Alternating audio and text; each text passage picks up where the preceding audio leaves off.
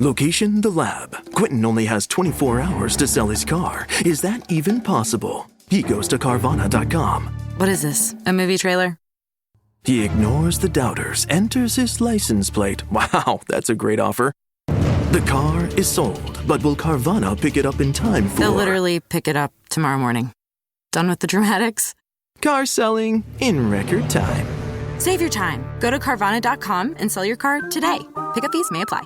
Other shows we have for you to enjoy at myclassicradio.net. The Avengers was most certainly not a household name in South Africa prior to the radio series. With no national television service until 1976, the mechanism simply was not present in the country to show television programs to mass audiences. While many other countries reveled in the filmed adventures of John Steed and company, South Africa was not equipped to join in the fun. The series took Britain by storm and made a major impression in the American markets, being that greatest of rarities, a British series given a network transmission slot. However, as a filmed series, rather than a videotaped one, The Avengers was able to gain a modicum of exposure in South Africa through film rentals. Come and listen at myclassicradio.net. And now the weather. Expect partly cloudy skies with an excellent chance of maximum refunds. Wait, that can't be right. Oh, but it is. Who are you? I'm April, and we could see refunds raining down all tax season with people switching to TaxAct. TaxAct? The tax filing software that makes it easy to file for less and get more. New forecast. It's sunny days ahead for everyone using TaxAct. Always happy to brighten your day. TaxAct. Switch to TaxAct today and start for free. See TaxAct.com for details. The story of Dr. Kildare. Whatsoever house I enter, there will I go for the benefit of the sick. And whatsoever things I see or hear concerning the life of men, I will keep silence thereon, counting such things to be held as sacred trusts. I will exercise my art solely for the... The story of Dr. Kildare, starring Lou Ayres and Lionel Barrymore. Metro-Goldwyn-Mayer brought you those famous motion pictures. Now this exciting, heartwarming series is heard on radio. In just a moment, the story of Dr. Kildare. But first, your announcer.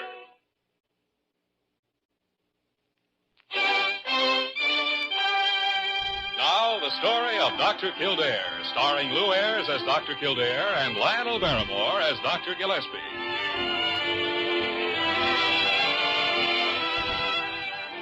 Blair General Hospital, one of the great citadels of American medicine. A clump of gray-white buildings planted deep in the heart of New York. The nerve center of medical progress, where great minds and skilled hands wage man's everlasting battle against death and disease. Blair General Hospital, where life begins, where life ends, where life goes on. Parker, I'm bored. Right up to the back teeth. Just plain downright bored. Well, now that's just too bad, Dr. Gillespie. You can't have excitement all the time, so you might just as well relax and enjoy it. Enjoy being bored? Parker, according to Schopenhauer, the most general survey shows us that the two foes of human happiness are pain and boredom. That's very interesting, Dr. Gillespie. And who is Schopenhauer? Who is Schopenhauer? Parker, you are an idiot. Well, I can't remember every doctor who comes into this hospital. I could hold a more intelligent conversation with an anthropoid ape. What? I beg your pardon, Dr. Gillespie. Yes, sir. Well, come in, Pithecanthropus erectus. Huh? Well, I don't follow you, Doc. Sir, I mean. Never mind, Wayman. What do you want? Well, I was looking for Dr. Kildare. They told me to bring him this here lab report, and I thought to... Lab report? Yeah. Oh, here. Let me see it. Yes, sir. Here, Parker.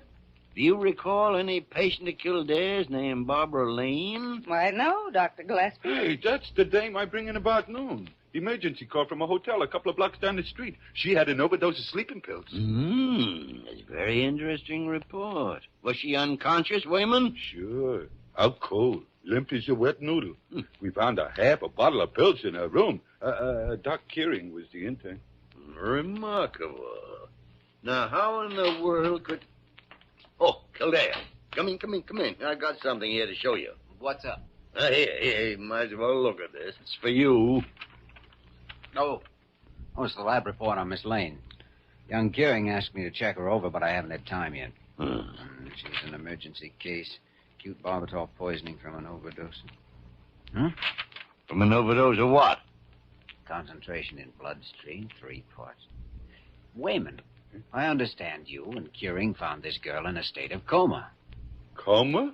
Limp as a wet noodle. Oh, well, yes, she was. Why, that concentration is no more than she'd have from taking 1 tablet. 1 tablet, Doc? I'm telling you, the bottle was half empty. Nevertheless, this girl hasn't taken more than 1 or maybe 2 tablets. So why was she in a state of coma? Of course, there could be an idiosyncrasy in her reaction to barbital. Yes, it could be, but the odds are against it. You know, Jimmy, this Lane girl may have deliberately faked a case of barbital poisoning. But why? She went through some pretty rough treatment when she was brought in here. Stomach pump, mag salt, ephedrine shots. She couldn't have enjoyed it. No, but she might put up with it if she had a reason. What reason? Well, I don't know yet. Maybe you'd better have a talk with her, Jimmy. I'm going to. Dr. Kildare, don't you pay any attention to him. He's just trying to stir up excitement because he's bored. He said so. Parker, I can only think of one reason why I go on putting up with you. The fact that use doth breed a habit in a man. Oh, you and your Schopenhauer.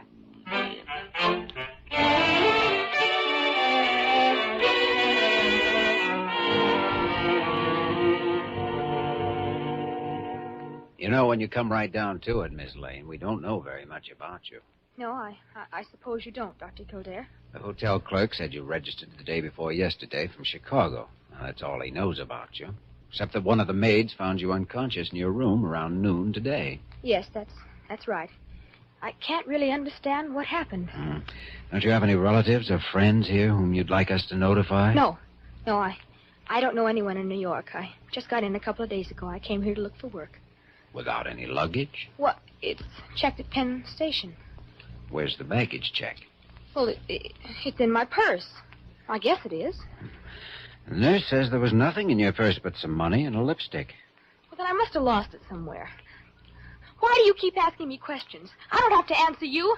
I haven't done anything. Now, Miss Lane. You don't have any right to persecute me like this. I didn't ask to be brought here, and I don't have to tell you anything. Miss Lane. I haven't done anything to be treated this way. I Miss can't Lane. stand it, and I won't. Miss Lane, stop it. Other shows we have for you to enjoy at myclassicradio.net. 21 Precinct was a police drama broadcast on CBS from July 7, 1953 to July 26, 1956. It initially served as a summer replacement for My Friend Irma. The show was produced in cooperation with the Patrolmen's Benevolent Association of City of New York and adaptations from True Criminal in New York. The Policeman's Point of View. Historically, the 21st Precinct had been located near Gramercy Park, Manhattan. In 1929, the department reorganized the precinct numbering, and 21st designation was discontinued. No such precinct existed during the run, nor does a 21st precinct exist. However, the fictional precinct's territory closely corresponds to that of the Upper Side's 23rd precinct since 192. Come and listen at myclassicradio.net. I'm sorry. I didn't mean to get all upset like that. It's all right. I'm sorry, too. I guess I wasn't very tactful. It's just that I'm nervous and jumpy. After effects, I guess. After effects of what? Why, of all those sleeping pills, of course. How many, would you say, Miss Lane? Well, I don't know. A whole lot, I guess. I don't know.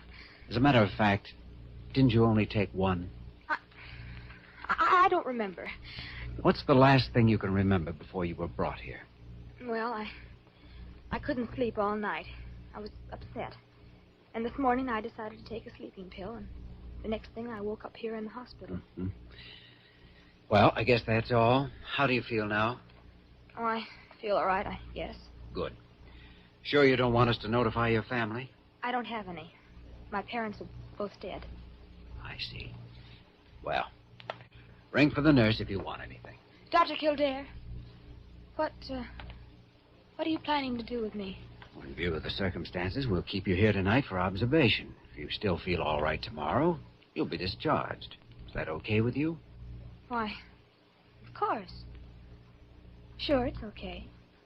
Why not?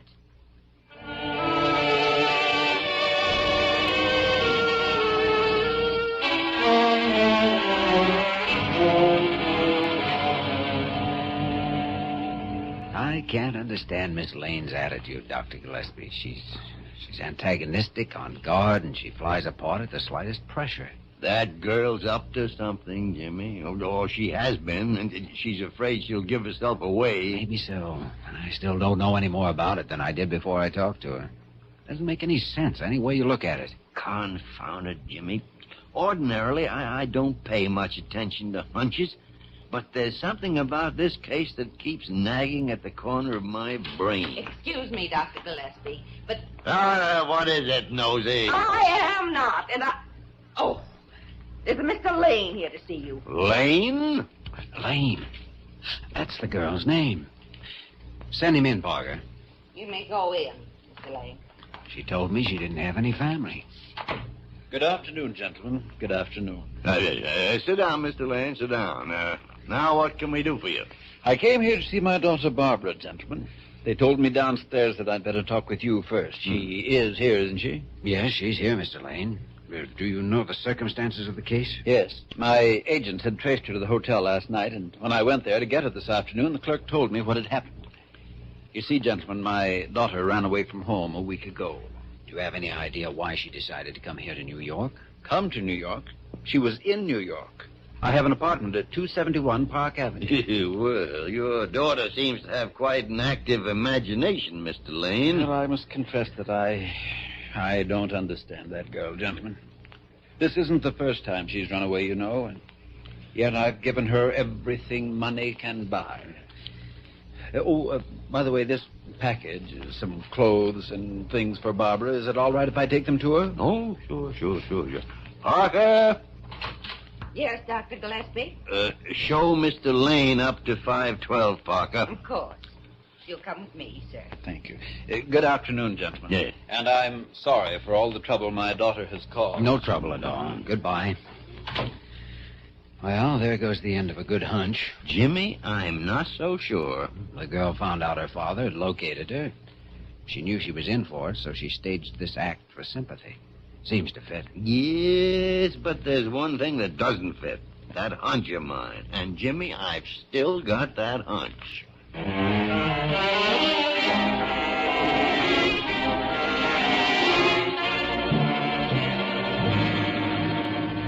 Well, Dr. Gillespie, sir, I thought you wanted me to get right up here and tell you what I found out. Well, then why didn't you? It must be nearly midnight. No, sir, it's only about 10 o'clock, sir. Wayman, don't start an argument. Yes, sir. No, sir. Confound it, I want Kildare. Well, Sally's already calling him on the publical address system. Wayman, get out of here. Yes, sir. Parker! Sorry, Miss Parker. Jeepers, just let me get out of here. Dr. Gillespie, I was just going up to the wardroom to have tea and sandwiches with the girls, and if you want something, you can just wait. I won't do it. Well, so it's mutiny, is it? Well, I certainly don't see any reason why once in a while I can't. I see. Oh, Kildare, come in. Well, I'll be back later, Dr. Gillespie. Parker, don't you leave this office.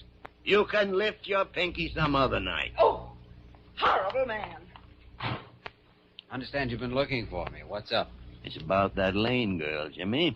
Have you talked to her again? No, but the nurse just told me she's been in good spirits ever since her father was here this afternoon. Ah, indeed. Yes, says she's been cheerful, talkative, babbled the whole story. That's what we thought. Play for sympathy from her father. Remarkable. Because you might be interested in knowing that Mr. Lane is not her father. No? Or at least he's not who he claimed to be.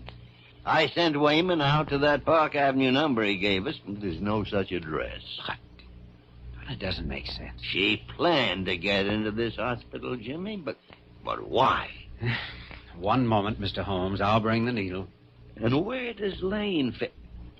Needle? Yes, you remember Sherlock Holmes' one great weakness. morbid and depressed earlier, semi-hysteria, feelings of persecution, and after her father came, buoyant, cheerful, talkative. Why? Because he brought her a morphine shot. No, wait a minute. Jimmy, Barbara Lane is a drug addict. You could be right. The emergency treatment she went through could have covered the symptoms. Has she asked for a narcotic of any kind? No, not even a sedative. An addicts always do. But that must be the reason she planned to get in here. And you watch. She'll pull something else and stay here. Pardon me, Dr. Kildare. What is it, Parker? The dispensary clerk from the 5th floor is here. Well, that's fine, but Well, here I am, Dr. Kildare. Came down as quick as I could. Maxie? What are you talking about? Well, I don't know. You phoned me about 5 minutes ago and said to get down to him right away. I didn't phone you. But you said it was you, or whoever it was said it was. Now, wait a minute. Did you lock the dispensary? Well, sure. I always lock it whenever... Never mind. Let's get up there fast. Kildare, what's all this about? I don't know yet, but Barbara Lane's room is on the 5th floor in the same wing as the drug dispensary. Come on, Maxie, let's go.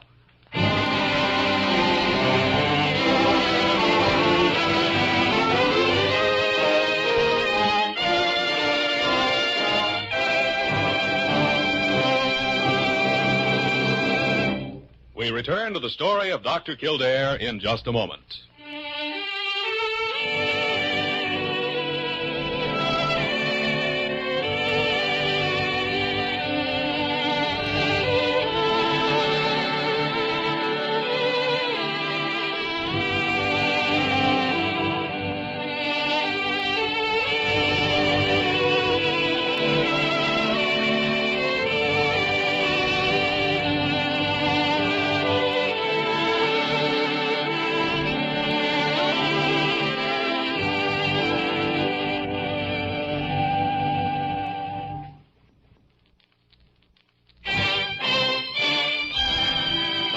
Continue with the story of Dr. Kildare, starring Lou Ayres as Dr. Kildare and Lionel Barrymore as Dr. Gillespie.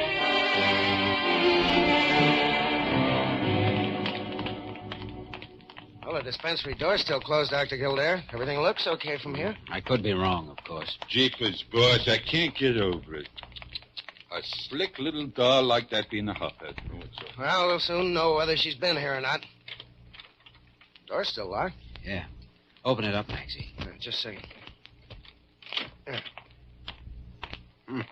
Everything seems to be in order. Better check the narcotics cabinet. Yeah, that's what I was thinking. Locked tight. What a relief. I guess I better take a look inside just to make sure. Boss, you want I should go see if Dr. Gillespie found her in her room? No, wait a minute, Wayman. I want to see if... Dr. Kildare. Yeah? It's empty.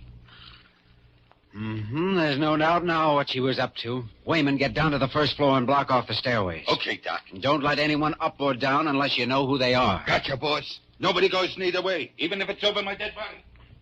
How did she do it, Dr. Kildare? Both doors are locked, and I swear they haven't been forced. I guess it's that Papa brought her a set of skeleton keys, along with a morphine shot and some clothes. He must be the one who phoned me and said it was you. Yes, they seem to know our routine around here pretty well. They picked the one time in the evening when all the nurses were off the floor. How much stuff did you have in the cabinet? Full quarter. I refilled it right after I came on duty. Gosh, that's about $3,000 worth of morphine gone. It's worth over $100,000 to a peddler. They cut it about 40 to 1 on the black market.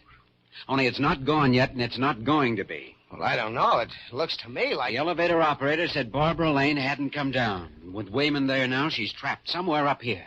Maybe you'd better go down and help Wayman. Okay. And tell the night supervisor to warn all the nurses. I'll check with her after I see what Gillespie's found out.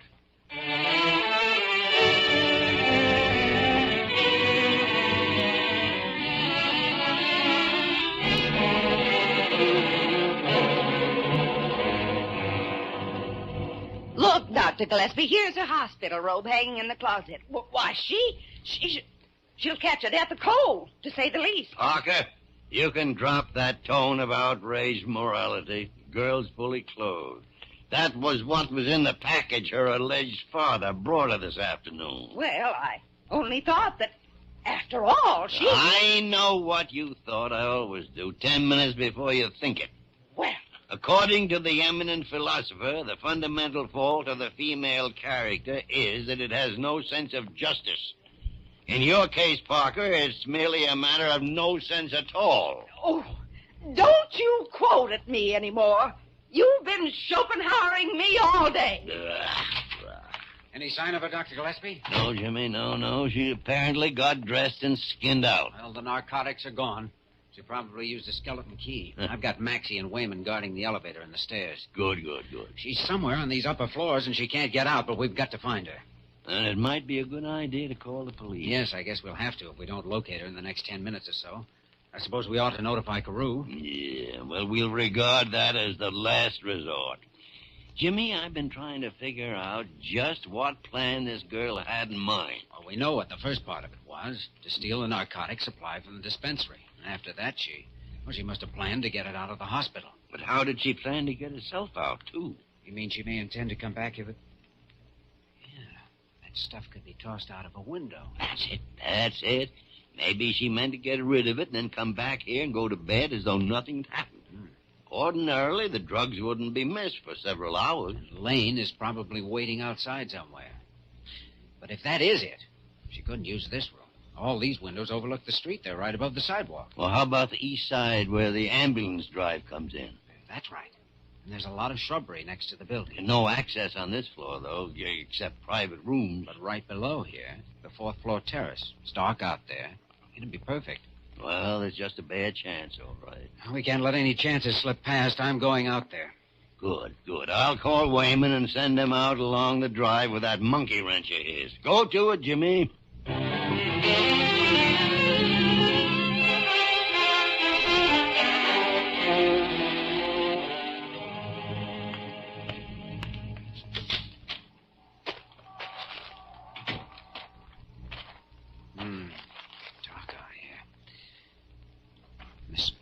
Miss Lane? Who is it?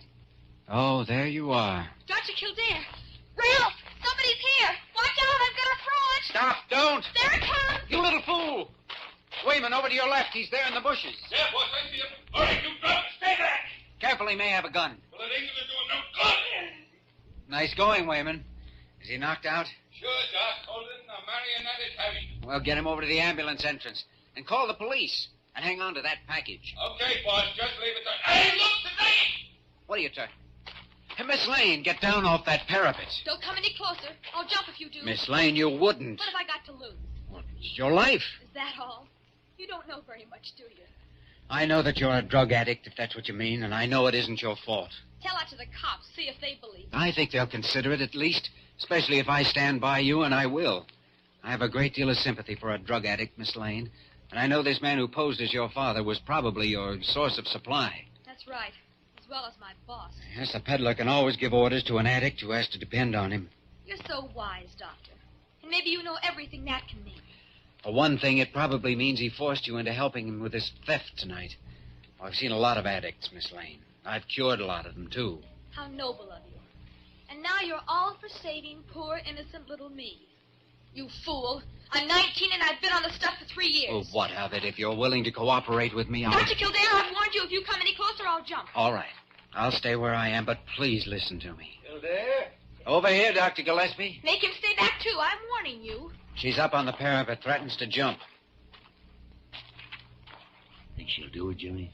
She will if she gets excited. Any ideas? No, keep her talking. Well, what's the plan, boys? Aren't 2 doctors a match for one lousy hophead? I think that's your own title. I wouldn't call you that. No? And what would you call me, Dr. Kildare?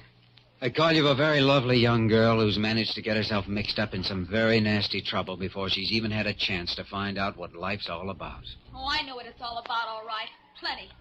Want a case history for your files, Doc? What's that? It's the police after your partner. Keep her talking, Jimmy. They may have nets. I would like to hear your story. As a matter of fact, how did it happen? Oh, you're just stalling. You don't care, not really. Yes, I do. Oh, come on now. Tell me, where did you live and grow up? Chicago. I ran away from home when I was 15 and came to New York. I was broke and I couldn't get a job and I kicked around a lot. Yeah, go on. Guy I knew got me to try a pop and within a month I was on the stuff. I've been on it ever since. We can change that if you will let us. You think I haven't tried? Do you know how it feels to try sweating it out, leaving that stuff alone? Thinking you're going crazy, biting your hands so they bleed to keep from screaming? You can't do it alone. Of course you can't. You need help, medical help. But I'll see that you get it. Oh, you're lying. You're only saying that because you don't want me to jump. Because you want to turn me over to the cops. Confounded crazy kid. It's no use. You're like everybody else, and you're lying. That's what you're doing. Whatever we do, it's got to be fast. I won't listen anymore, because you don't mean it. Sometimes you can hit their vanity. I don't know. You want to trick me and fool me like everybody else. Miss Lane, you listen to me for just one moment now. I won't. Afterward, you can go ahead and kill yourself if you want to. But have you ever seen the body of one who's jumped off a building? What are you talking about? Bones break up and it smashes like a piece of ripe fruit.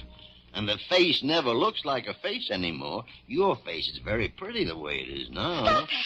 Stop talking like that. And another thing, we're not very high up here, you know, and it's about an even chance you'd go on living with your face all smashed up. Stop it. I won't listen to you. Stop saying those things. I don't know, Jimmy. It's 50-50. Miss Lane, if you'll step down off that parapet and trust me, I'll see you through this, and I'll ask the court to be given your parole. And then if you're willing to cooperate with me, I'll cure you. On my oath as a doctor and by everything in this world I believe in. I promise you that. Now, what about it? Come on, will you take a chance? If only I could. Tarnation, she's going to jump. No, she can't. I'll take that chance, Dr. Kildare. Good.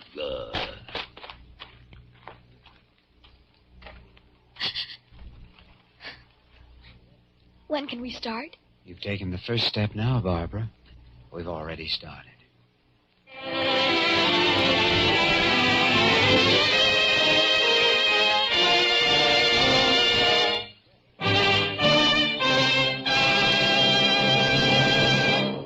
In just a moment, we will return to the story of Dr. Kildare.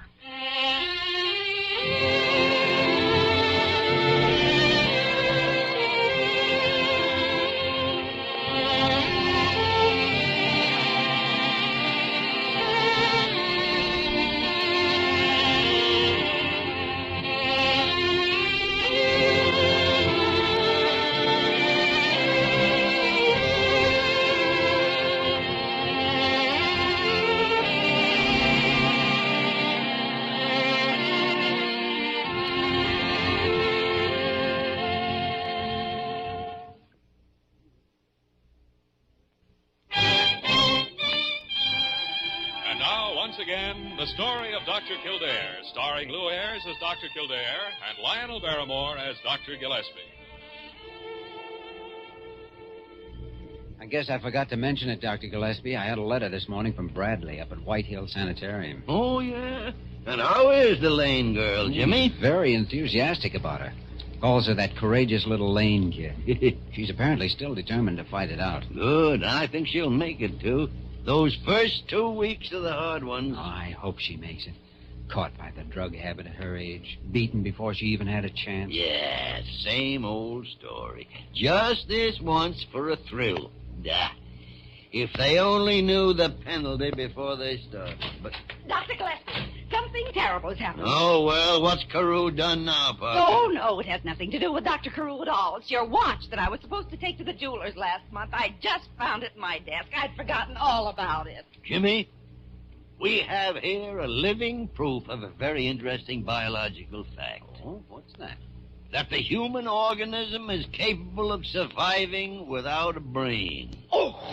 Oh, what? Do you deny that you're a nincompoop? Well, I've just been waiting for the next time you insulted me like this. And I would like to inform you that intellect is invisible to the man who has none. Well, by the great horn spoon. Where'd you find that? Why, Dr. Gillespie, don't you remember? That's from Schopenhauer.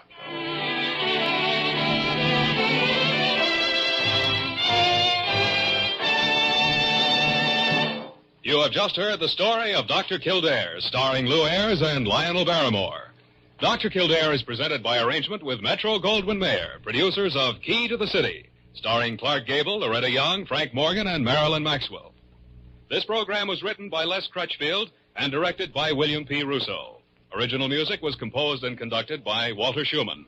Supporting cast included Virginia Gregg, Ed Max, Parley Bear, Tom Brown, and Barbara Ruick. Dick Joy speaking.